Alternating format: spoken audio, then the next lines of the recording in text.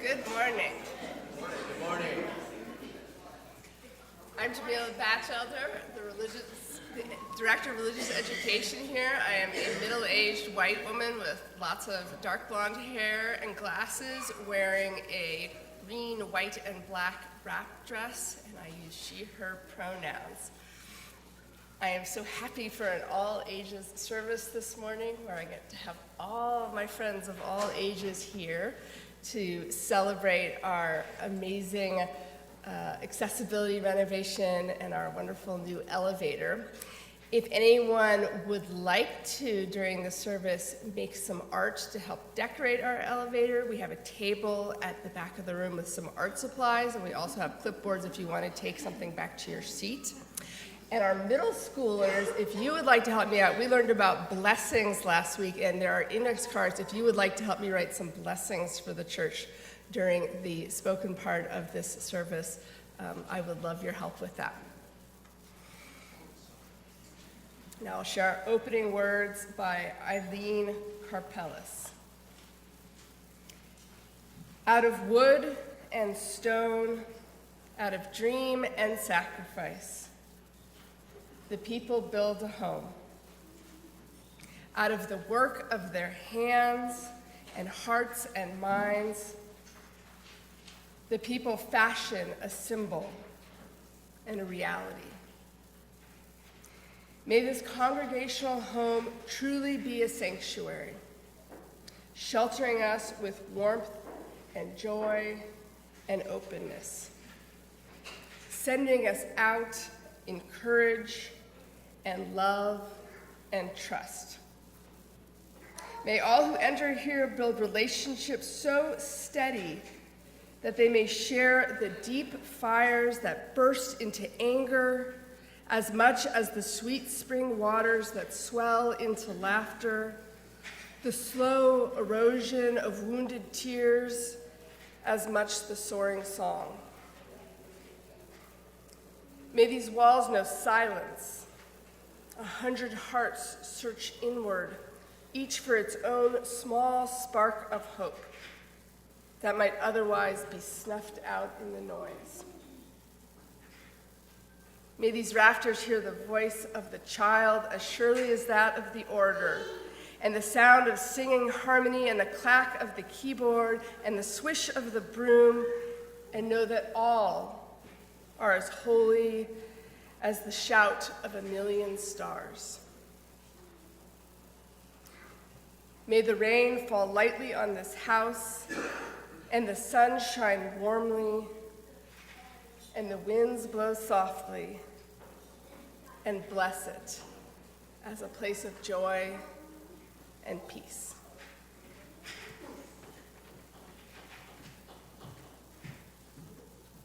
And let us join in a song of blessing for this congregational home of ours. Our first hymn is number 1 in your gray hymnal, May Nothing Evil Cross This Door. I invite you to rise or remain seated as you are most comfortable.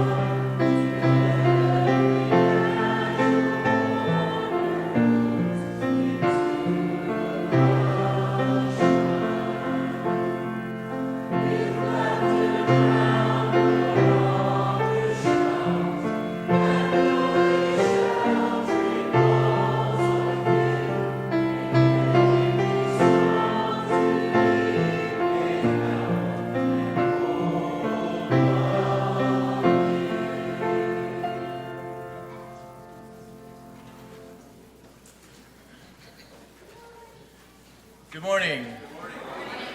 I am Jeff Ordway, your worship associate this morning. I'm a middle-aged white man with pale skin, close-cropped, thinning light brown hair, very thinning light brown hair, and a goatee that has a lot more gray in it than I would like. This morning I'm wearing a burgundy shirt open over a gray t-shirt. As I light our chalice this morning, will you please join me in the words of affirmation that are printed in your order of service. Love is the spirit of this church, and service is its law. This is our great covenant, to dwell together in peace, to seek the truth in love, and to help one another. Good morning. I'm the Reverend Molly Hausch-Gordon, the minister of this congregation. I am a pale-skinned woman with long red hair, today wearing a sapphire blue pantsuit with a green blouse and a white and rainbow stole. I am so overjoyed to welcome you to this morning's building rededication service, and so overjoyed that we will bring peace to walk softly through these rooms after months and months of a bit of chaos. We have a few of our UU Church dignitaries with us this morning to bring testimony and charges to us, to make some presentations and comments upon this very special occasion.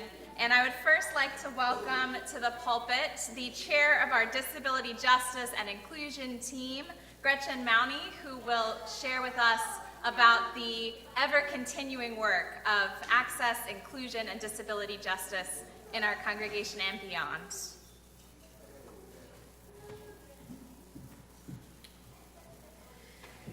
Now I have to act dignified. Yeah. I'm Gretchen Mowney, she, they. I am a pale-skinned elder millennial with short brown hair with a blue streak in the front, wearing, I believe, a Kelly green blouse and black slacks, and holding a white cane.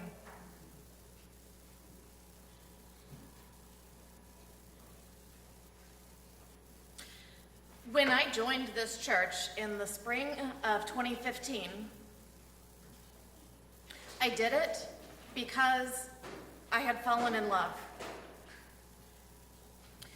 I hadn't known it was possible for me to find a community, a church, that would accept me, my weirdness, my countless questions, my spirit that's always seeking to improve things.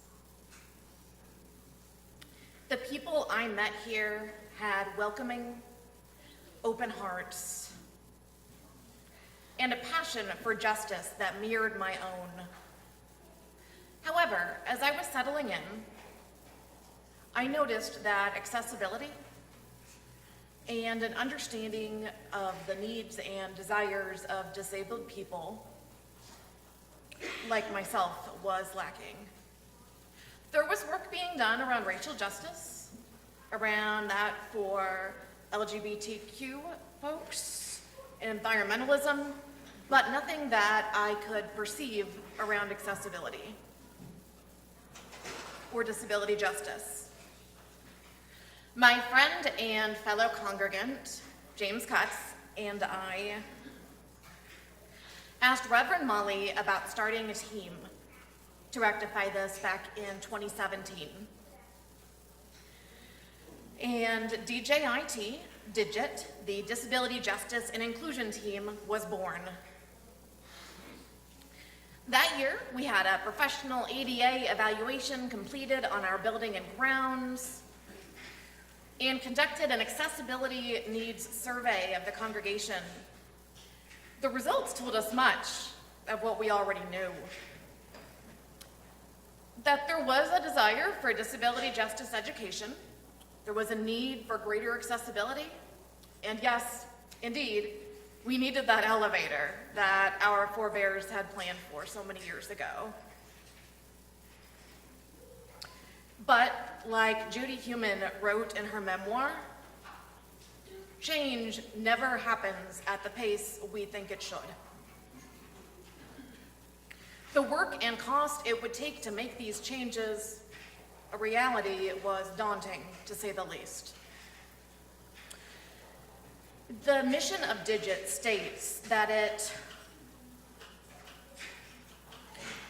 seeks to foster an inclusively designed environment with a congregational commitment to combating ableism, where all individuals feel radically welcome and are able to participate in every aspect of our church and community. It was a big mission for our small team. Every month or so at our Digit meetings, members and guests would share their joys and fears, connecting with other disabled people and allies. We'd share the frustrations of the ableist instances we encountered in our everyday lives. At every meeting, we would dream together about how to make our church, our city, and the world more accessible and inclusive. But it frequently felt like a pipe dream. In the spring of 2021, when we heard talk of a board commitment to a comprehensive accessibility project that, yes, would indeed include an elevator, it sounded too good to be true, but it wasn't. Our congregation, disabled and non-disabled alike, came together and made it happen. I could not be happier with our big, beautiful elevator. Brailled button panel and all. Our automatic doors and these rails leading up to the chancel that help me to orient and move more confidently. I am no longer hesitant to invite my disabled friends and colleagues to our church. Because we did the work to make our space more accessible and inclusive. And this change has permeated more than just the structure and layout of our building. Not just knowing the importance of accessibility and inclusion, but the need to do accessibility and inclusion. It's becoming a value shared by the congregants of this church, my church. Several weeks ago, when I was attending the first of several ministry teams visioning breakfasts, the next of which I believe will be happening next Saturday, I found myself feeling a sense of security, peacefulness, and even joy. Feelings I don't have that often. I felt good. I felt at home. I felt kind of in love. Without me needing to ask to be included, for my disabilities to be accommodated, those in the room were saying their names, describing themselves, and reading what was on the screen. And it was amazing. However, we are not finished with this work. Our theme for May is liberation. And queer, transracial, transformative justice and disability justice organizer, Mia Mingus, reflects on this concept in her piece, Disability Justice is Simply Another Term for Love. When I say liberatory access, I mean access that is more than simply having a ramp or being scent free or providing captions. Access for the sake of access and inclusion is not necessarily liberatory, but access done in the service of love, justice, connection, and community is liberatory and has the power to transform.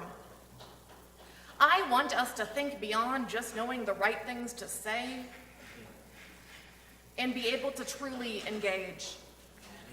I want us to not only make sure things are accessible, but also work to transform the conditions that created that inaccessibility in the first place. To not only meet the immediate needs of access, whether that is access to spaces, or access to education and resources, or access to dignity and agency, but also work to make sure that the inaccessibility doesn't happen again.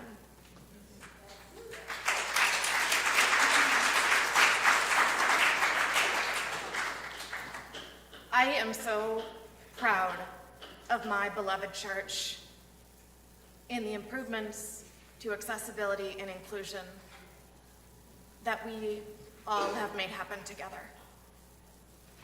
Thanks.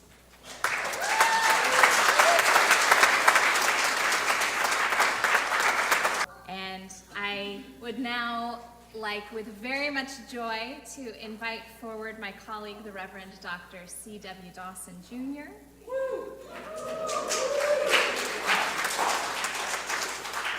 Who truly spearheaded the beginning of our accessibility project during my sabbatical in the summer of 2021. I've invited Dr. Dawson to give us something of a charge and also to pray for us that this might be not an end but a beginning of the work that we share. Thank you for joining us, Dr. Dawson.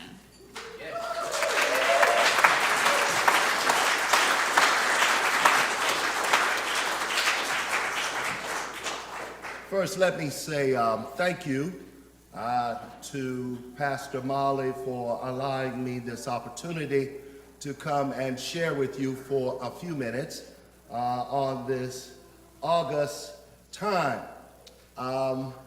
Those of you who are visiting, those of you from the UU tradition, those of you who've never heard me before, I'm loud.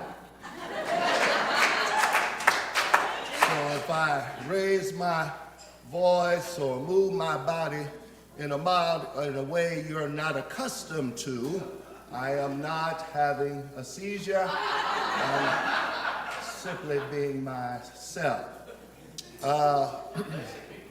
My assignment. So, first of all, let me begin on the right foot. Happy Mother's Day to all the mothers of every kind.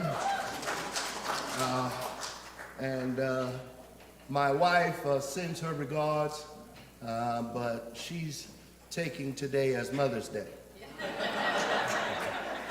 Good for her. She's eating chocolate, laid in the bed, watching TV. She said, I'll listen to you on the phone. So thank you, Pastor Molly, for this opportunity. To the board, thank you to the officers, members, friends. Thank you for allowing me to give a charge. So I have no authority to give this charge. Oh, I ought to do this, shouldn't I? Thank you for Sean for telling me. I am a nearly 6 foot African-American male Baptist Christian. Ooh, that's scary right there. With a brown jacket and a blue shirt and tan slacks. I tell you, as a parenthetical aside, my sister right there, I'm your brother from another mother. My sister said, you're real dressed up for church. I said, if it's perspective. Because if I was with those Baptists, they say, why didn't you dress up for it?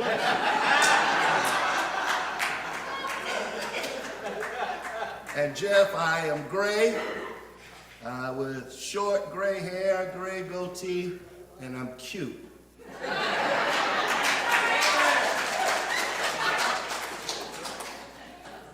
Let's begin.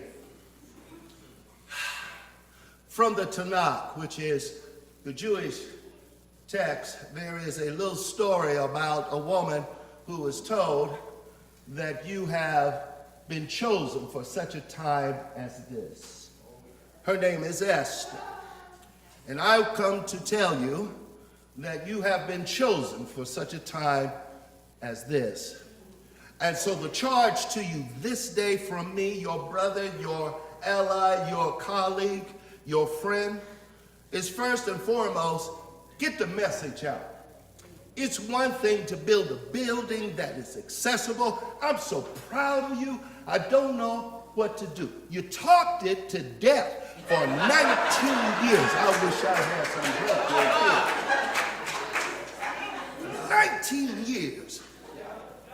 And then finally one day at a board meeting, a crazy person who was the interim said, let's get on with this. And you picked up the ball and ran with it. Guess what? Today, touchdown. You did it. But now you can no longer rest on your laurels because you built an elevator or put up rails or made this place a sanctuary.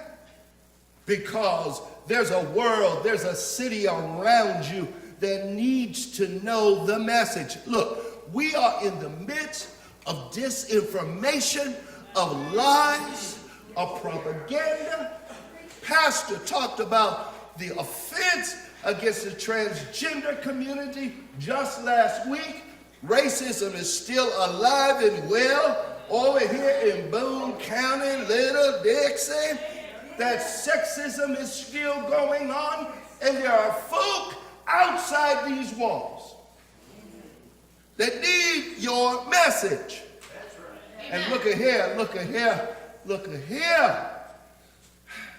You're going to have to get up off of Shepherd Boulevard. You're going to have to go to some places and spaces that make you uncomfortable, because there's some folk in here who know how to survive, and we need the message that says, yes, we can survive. You got it. You can do it.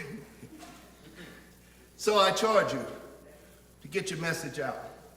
I charge you to fight the good fight. If you think this is going to be easy, you just fooling yourself. See, you're going to be tempted. You're going to be tempted to look at this sanctuary, look at this church, look at this building. You're going to be tempted and say, see what we've done? Aren't we wonderful? If you can't say amen, say ouch. Aren't we good people? And don't we give generously? But that's not the fight. Because there's some folk who cuss and fuss and go to court and don't know how to speak for themselves. You do. There's some folk out here who need somebody to fight for them and say, listen, your arms may be short, but mine are not. And we can join. And listen, let's get the story straight. Don't get me twisted. I don't need you to tell folk what to do. I need somebody who will say, I need an ally, and I'll be yours. Amen. Who will join me?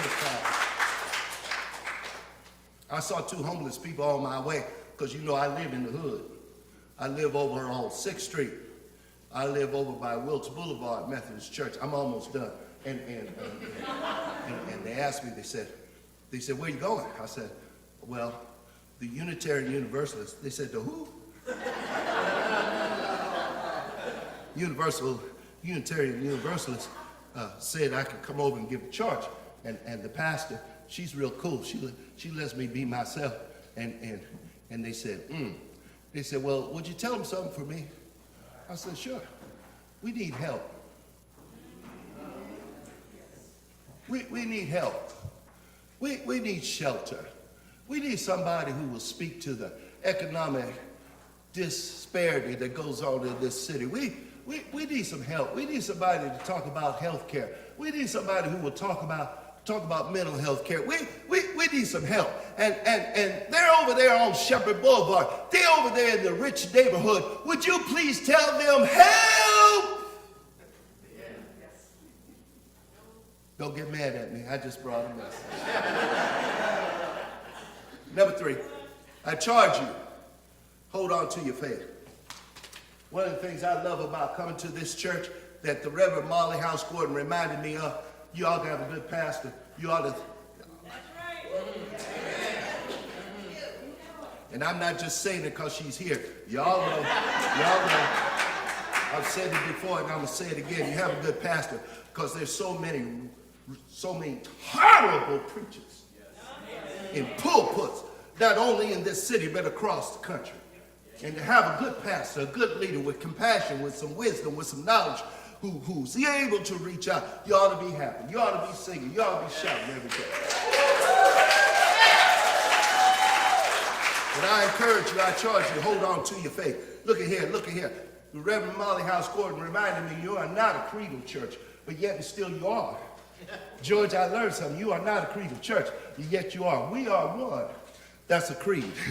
You got 8 principles. Yeah, that you, every time your faith gets weary, you can look at to remind you that you're not in this by yourself. That there were UUs who came before you, who stood, who died, who marched, who protested in order that a change might happen. You're not by yourself. There are other UUs who are surrounding you with their love, their meditation. They may not pray, but they're lifting you up. You're surrounded by some folk. Oh, I wish I had some help up in here. Hold on to your faith. Because if you don't know it, they're going to call you everything but a child of God. They're going to call you troublemaker. They're going to call you a nigger lover. Put your hand over your children's ear right now. They're going to call you a bitch. They're going to call you a hoe. They're going to call you a bad. Oh, if this bothers you, wait until you get outside these walls. But please remember that the battle, that no weapon formed against you shall prosper. Please remember that though the fight is rough and the going gets tough and the hills are hard to climb, that if you hold together, if you keep believing in a beloved community, everything will be all right. If you hold on to one another, if you keep on lifting up truth and love and justice, that soon and very soon you'll find out that weeping may endure for a night, but joy will come in the morning. I charge you! Hold on to your faith. Let us pray. Thank you. O thou to whose all-searching sight the darkness shineth as the light. Search, prove our hearts, we yearn for thee. O burst these bonds and set us free. Spirit of love, touch right now. We dedicate this building, this sanctuary, this elevator, this change to you.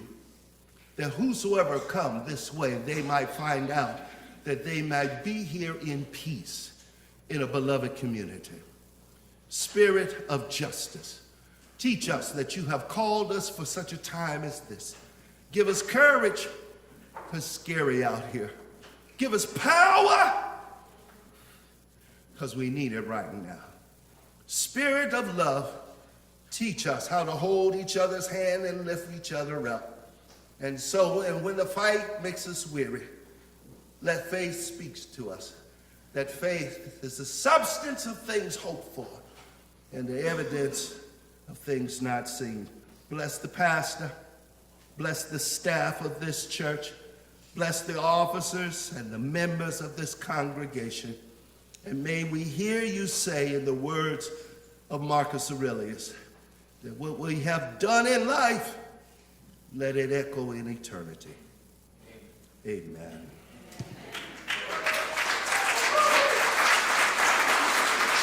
I'd like to make a brief note to any parents that if children are getting restless, you're welcome to take them for an elevator ride, or to go ahead with the blessing of the building with flowers, which the adults will engage in a little bit later.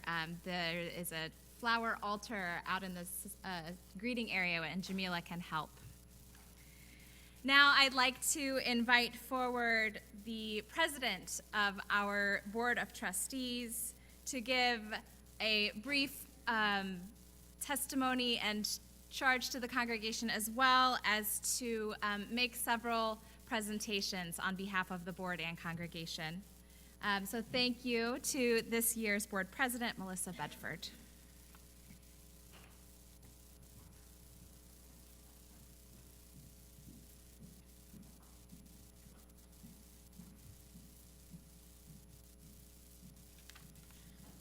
Good morning. I'm Melissa Bedford. I'm a white, queer woman of middle age, I guess now,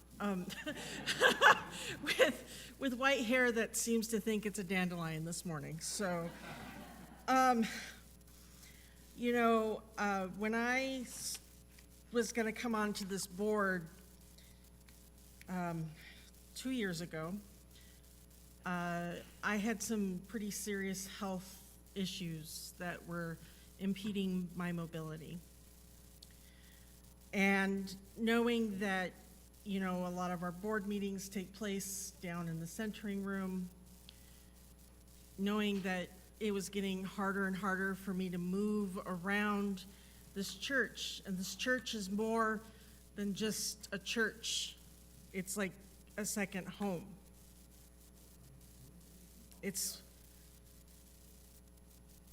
It's my family, especially as a Southern Californian who has no family around her except for her spouse. And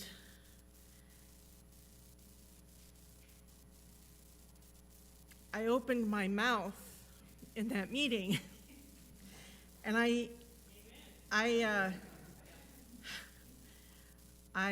got really angry and very upset. And I owe a great thanks to Reverend Dr. C.W. Dawson, who told me not to shut up.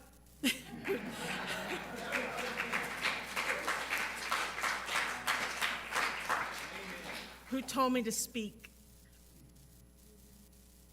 And I'm going to say this as a queer woman, my whole entire life I've done nothing but fight and fight and fight. I shouldn't have to fight in my second home.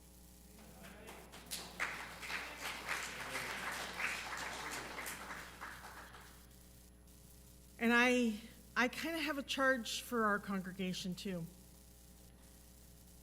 It's exhausting when you have to continually fight for your life. You have to continually fight for just to have access, just to be the person who you are. And the people in this room know, they know that these inequalities and equities, these things are here, and we need to do better about speaking, about standing up, about going to somebody and saying, I'm going to fight for you. You can breathe. So,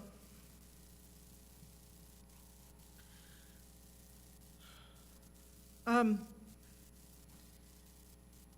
it comes to this building, this home, this congregational home, we've started something, and we need to keep going.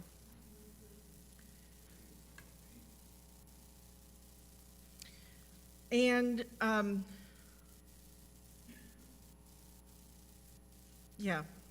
anyways, one of the things that Molly asked me to do was give some presentations. Those presentations would be plaques, which I kind of find kind of ironic, because it was a really thorn in my side to see a sign on a door on a closet that said UUCC elevator future home. I can get behind these plaques though. These are not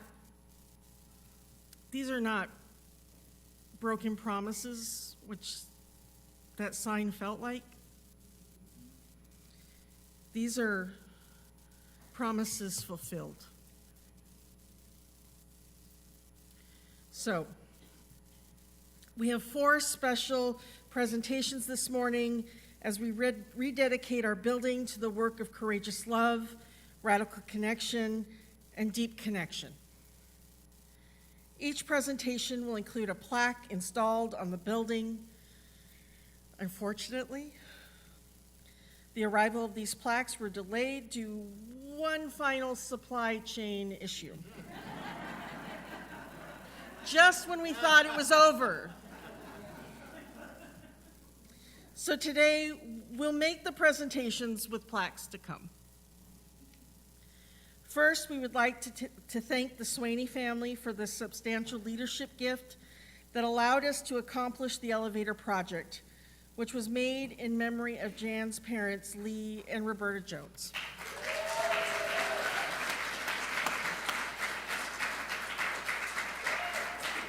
Lee and Roberta Jones were enthusiastic members and volunteers beginning when they moved to Columbia to be near family and extending until each of their health began to fail.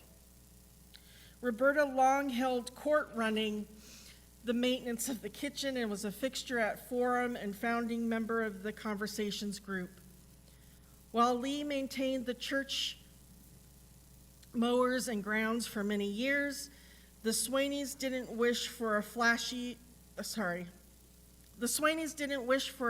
recognition for the gift honoring these 2 incredibly practical and down-to-earth ancestors of the church, but agreed it would be joyful and fitting for the elevator maintenance machine room to bear their name. Therefore, today we dedicate the Lee and Roberta Jones machine room in loving memory of these beloved ones.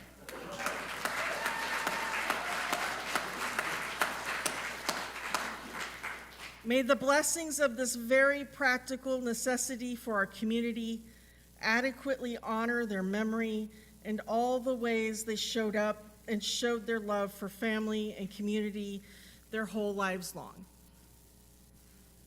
Second, we would like to thank and honor the Reverend Dr. C.W. Dawson.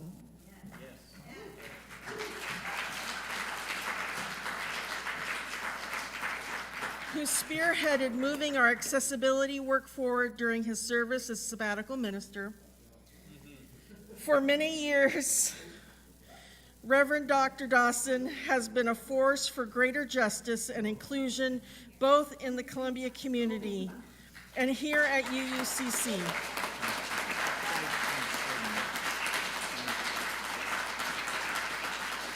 His ministry with us has inspired us to open our doors wider and wider and to push ourselves right out those doors and into the community. Therefore, today we dedicate our new ADA door openers as the Dawson door openers.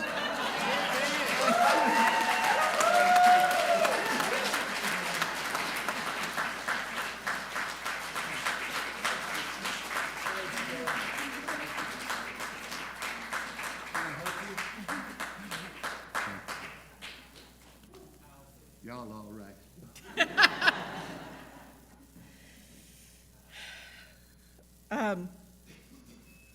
This is with gratitude for all the ways Reverend Dr. Dawson sends us out into the world. Third, we would like to thank and honor Larry Lyle.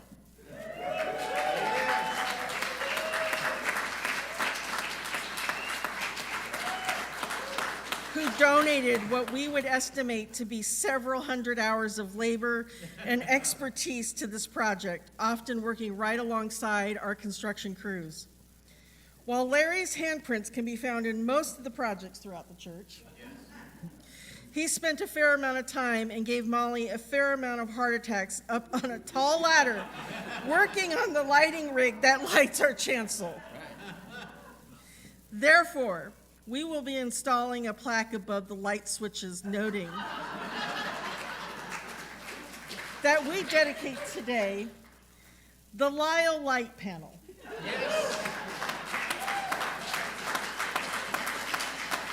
With gratitude for all the ways Larry's consistent presence and behind-the-scenes work illuminates the gifts of this congregation.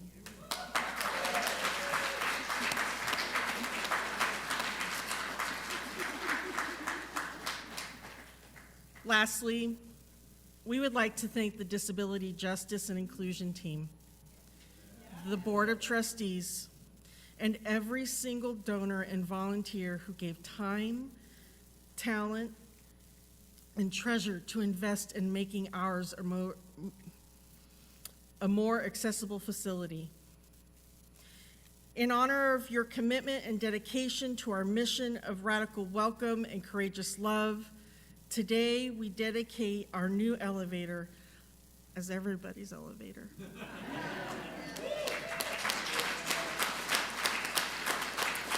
Let us celebrate these dedications with one last round of applause.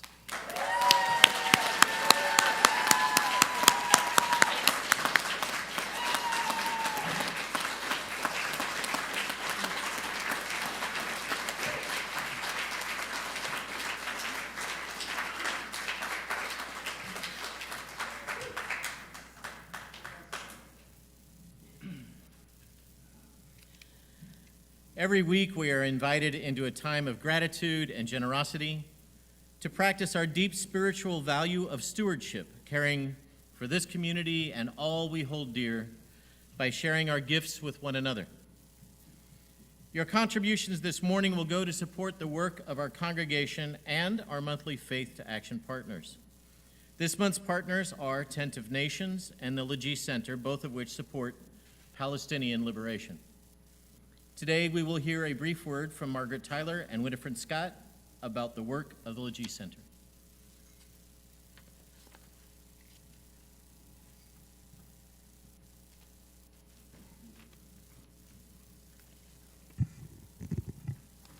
Good morning.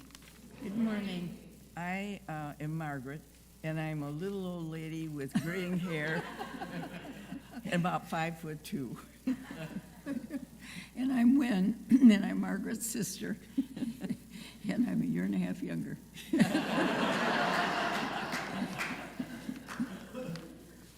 Well, it's almost exactly a year since we returned from our 8 days in Palestine.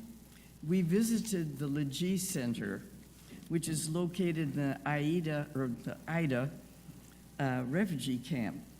The key represents the house keys that Palestinians took with them when they were driven from their homes, that they could keep until they could return. Our tour of the camp took us down narrow streets where we saw on the exterior of the buildings these paintings of Winnie the Pooh and Piglet. Inside the building is a kindergarten of 4- and 5-year-olds, a place where the children can be just children. Refugee children under occupation suffer from the continuing trauma of Israeli military occupation, economic insecurity, and cramped living conditions. The kindergarten opened in 2021 and now has 50 little children. In only 2 years, the team has hired and trained a director and 5 teachers. We walked up a stairway to the roof of the building. When we got to the top, we saw a lovely mosaic. Oops, we're way ahead. Environmental unit, which was the entrance to a thriving hydroponic garden. A great solution to the problem of limited availability of water. Here, parents and children alike learn to garden using recirculated water, some of which is supplied by leftover water from cooking. We enjoyed learning about the workings of a hydroponic garden, and we sampled the delicious ripe red strawberries. We were then invited to visit the kindergarten. As you can see, they are beautiful children. In this photo, spread out all over the floor as they work together on a mural. Then we were treated to a short presentation of a dance that the children had prepared for us. We were able to record a short video of the dance, which is next.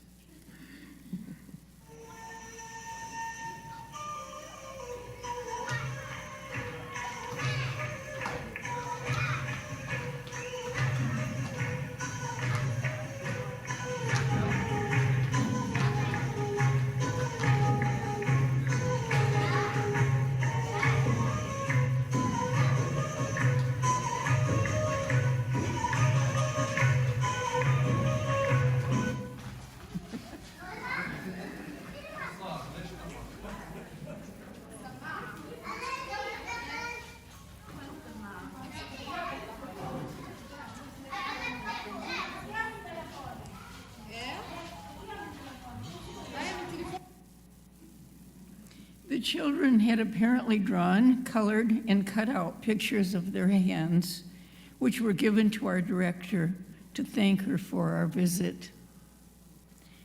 With a growing waiting list, the Legee Center is working to increase the number of children served by building a third classroom.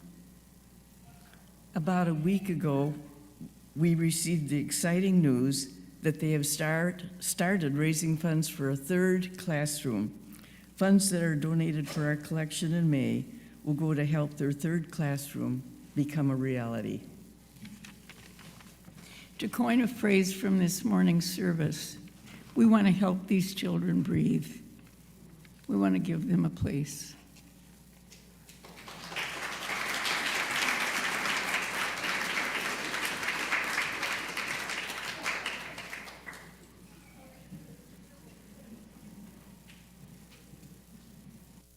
As we enter this time of rededication, we're going to invite you, when we point to ourselves and then to you, to repeat a line after us. Sounds good? In celebration of the achievements and in commitment to the work of love that calls us forth, we rededicate this building and its people to the mission of our community. We dedicate this building and ourselves to courageous love.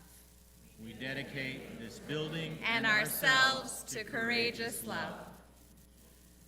May these walls echo with laughter and tears, silence and song.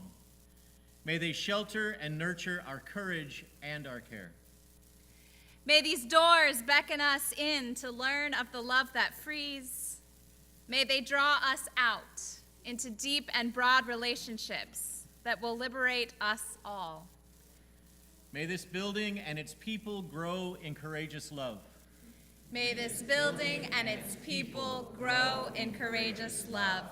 We dedicate this building and ourselves to radical welcome. We dedicate this building and ourselves to radical welcome. May these walls witness joyful inclusion and grateful hospitality. May they stretch wide to make space for every beloved person in all their unique gifts and needs. May these doors be thrown open to invite and celebrate all in the fullness of who they are. May they send us out as barrier breakers and pathway makers. May this building and its people grow in radical welcome. May this building and its people grow in radical welcome. We dedicate this building and ourselves to deep connection. We dedicate this building and ourselves to deep connection. May these walls preserve the memories of the generations. May they hold sacred space for hearts to open wide to one another. May these doors welcome in the grieving and the grateful. May they become a threshold for love within unto love beyond. May this building and its people grow in deep connection. May this building and its people grow in deep connection. We dedicate this building and ourselves to the healing of the world. We dedicate this building and ourselves to the healing of the world. May these walls be saturated with the breath and dreams of unhoused neighbors and liberation organizers.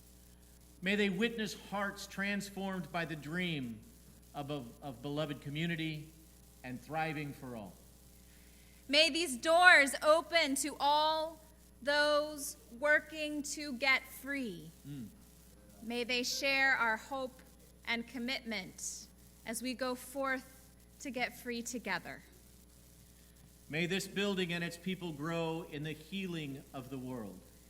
May this building and its people grow in the healing of the world. We dedicate this building and ourselves to the work of love. May this be a place of ever-deepening care, so transforming and so profound that it draws us both inward and outward into an always expanding circle of community, thriving, and care.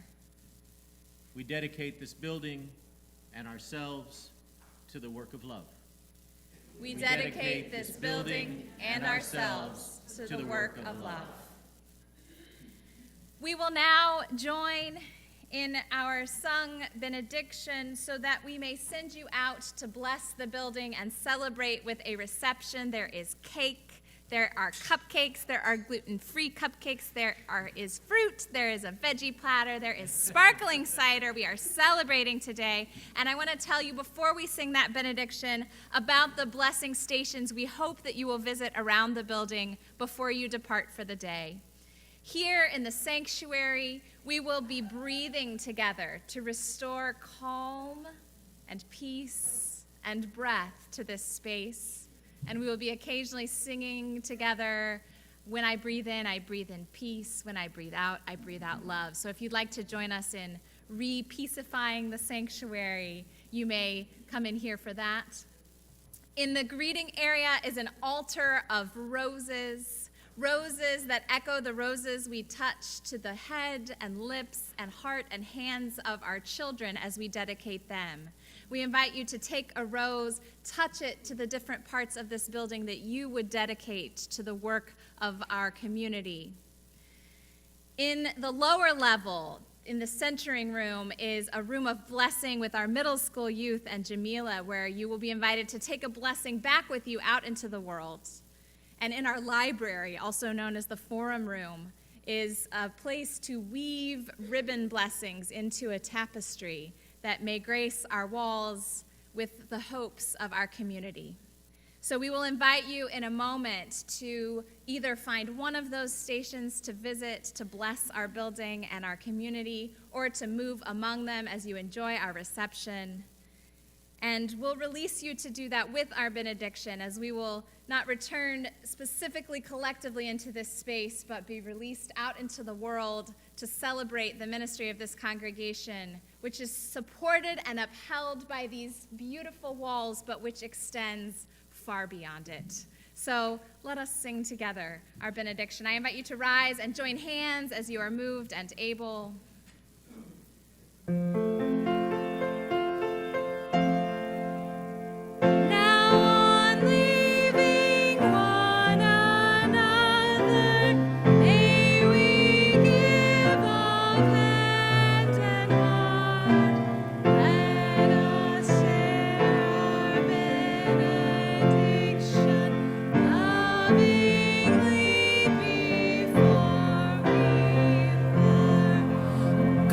In blessing to be a blessing to our building and our world.